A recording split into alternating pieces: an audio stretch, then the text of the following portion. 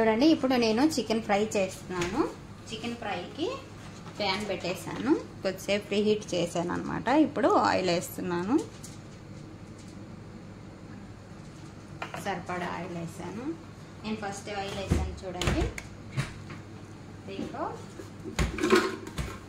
మనం చెక్క లవంగాలు అన్నీ కొద్ది కొద్దిగా వేస్తాను.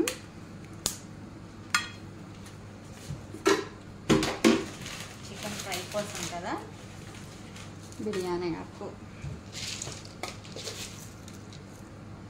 3 ఇలాచి, ఇవేమంటారు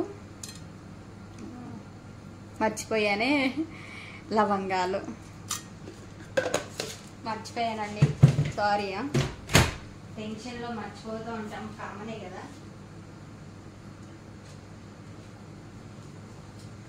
ఇప్పుడు చికెన్ వేస్తున్నాను.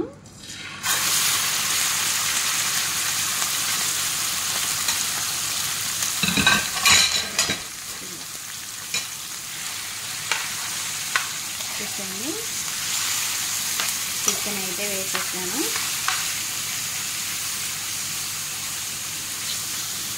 ఇప్పుడు కొద్దిగా పసుపు, ఉప్పు వేస్తాను అన్నమాట.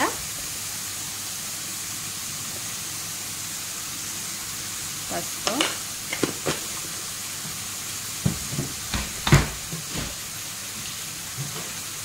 కొద్దిగా ఉప్పు, దీన్ని బాగా కలుపుకోవాలి. బోన్లెస్ చికెన్ అండి ఇది, పప్పులోకి కాంబినేషన్గా చేస్తున్నాను.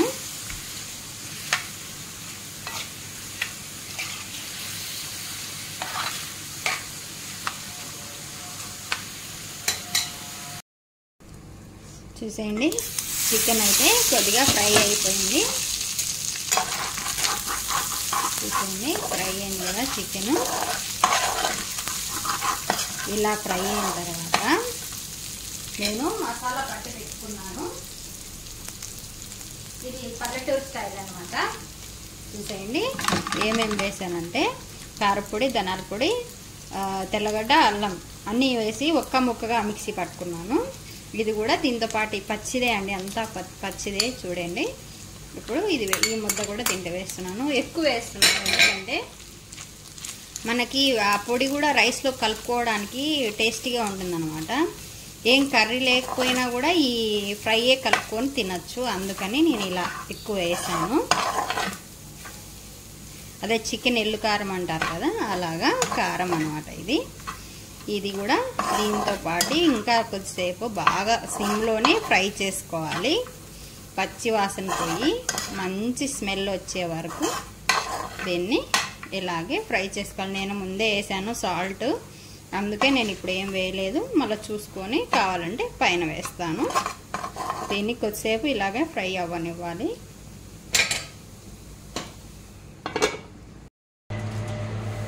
చూసేయండి, చికెన్ అయితే ఫ్రై అయితే అయిపోయింది, బాగా ఫ్రై అయింది. పచ్చి వాసన పోయే వరకు ఫ్రై చేశాను.